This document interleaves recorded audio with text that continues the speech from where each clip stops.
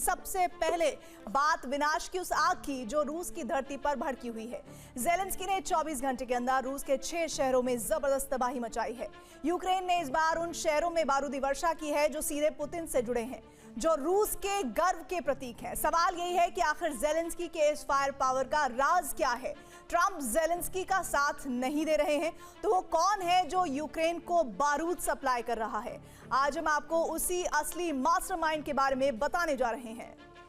Zelensky के target पर रूस के power plant, oil refinery, power station, power grid और गैस फील्ड। यूक्रेनी फोर्स लगातार रूस के ऊर्जा ठिकानों को टारगेट कर रही है। यूक्रेन रूस की धरती पर जिस तरह से हमले कर रहा है, रूस के शहरों में जिस तरह से विनाश की आग भड़का रहा है, उससे क्रेमलिन क्रोध से भर गया है।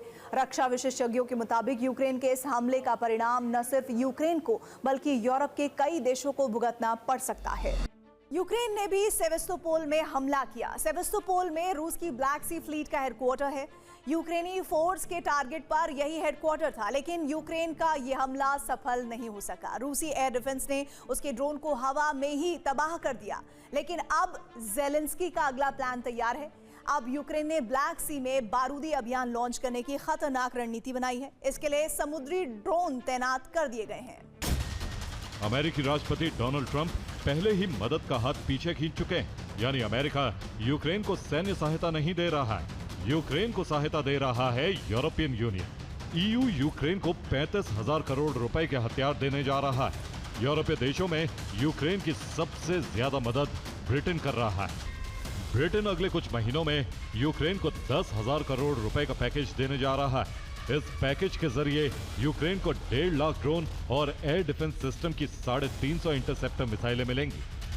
रिपोर्ट के मुताबिक ब्रिटेन की हथियार सप्लाई शुरू हो चुकी है। ड्रोन और मिसाइलों का जखीरा यूक्रेन पहुंच रहा है। दावा तो यह भी किया जा रहा है कि यूक्रेन ब्रिटिश ड्रोन से ही रूसी शहरों को दहला रहा है।